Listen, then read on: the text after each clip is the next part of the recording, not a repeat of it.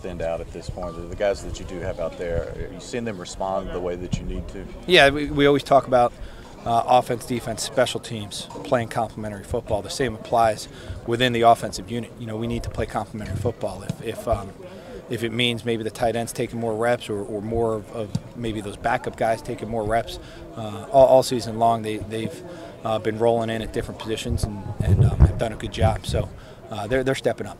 On that note, can you talk about Pig Howard? He's really coming strong for you guys, especially with all the injuries there. Yeah, Alton's done a great job. You know, he's obviously the most experienced guy we have, and he's playing like a veteran. And, you know, it's good with such a young team to be able to point to him and say, hey, continue to work hard, continue to stay focused. Vic Wharton, Josh Malone, those young guys, and look at Alton and see how hard work can help you progress. You know, you could turn video on from last year and see where he's grown from last year to this year. And you know, as much as anything, I'm happy with his focus and the way he's been able to sustain throughout the course of the season. How big is the difference between him this year and last year? Well, I think, again, it's a long season, and we've talked about it with our freshmen in particular, where they'll obviously take steps forward, but with young guys, it's often 2 steps forward, 1 step back. And the key to being successful is making sure we continue to improve on a daily basis, on a weekly basis. Alton has been has shown quite a bit of evidence of being able to sustain through the course and the grind of the season, and he's improved as the season has gone on, as have many other players, Jalen Hurd being one of those guys. But again, it's been good for the young guys to see that and know what it takes to be successful. Mike, how much did Von Pearson need this month, particularly with the time he lost mid-season due to the injury? Yeah, it's Von is just one of the many guys that have benefited from the 12, 13 practices, whatever we've had at this point. Again, working on their skill set, refining their craft, but also understanding how to prepare to play in a bowl game.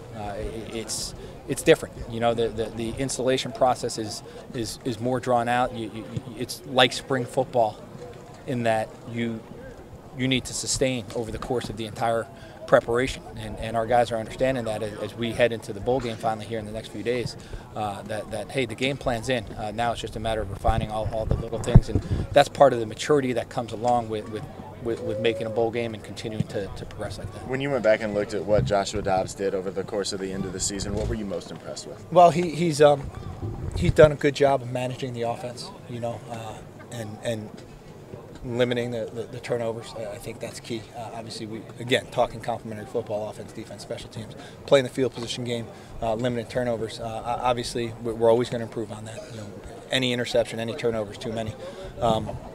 But he's also taking command. You know, he's taking ownership of the leadership that's necessary to be the guy, the alpha male, as we like to call him. Mike, you had such a long time to prepare for this game. How did you balance, I guess, not over-preparing the guys, but also getting kind of every detail in that you could during this time? Yeah, well, you got to have a little fun. That's for sure. You know, and that's your bowl experience in general is obviously gonna incorporate that. You know, it's always a challenge to keep the guys focused for such a long period of time. I think it was beneficial to have a break in there for Christmas, send the guys home and come back and get refocused. But they've responded. Our team has responded in a very mature manner. For you as a coach, you know, just a week, just a short turnaround time. Now you have like a month to prepare. I mean, how do you like that? I guess. Yeah, sure. I wish I had a month to prepare for every game. It's you know, you can really get detailed. You can really rep a lot of the different looks that you anticipate seeing, where in the course of a game week sometimes you're crunched for time and you're introducing concepts, but you might not necessarily be able to rep them versus all the possible looks. And so let's go, Vereen. You like need your to roommate. again, a mature How team. like your roommate, Vereen? In the course of a game week, a normal game week prep can adjust and adapt. Well, now it's just giving us the advantage of being able to prepare for all the different looks. At what point do you have everything in That's part of the bowl experience, Vereen. At what point in a bowl week bowl preparation do you have everything in? Welcome to our world. Sorry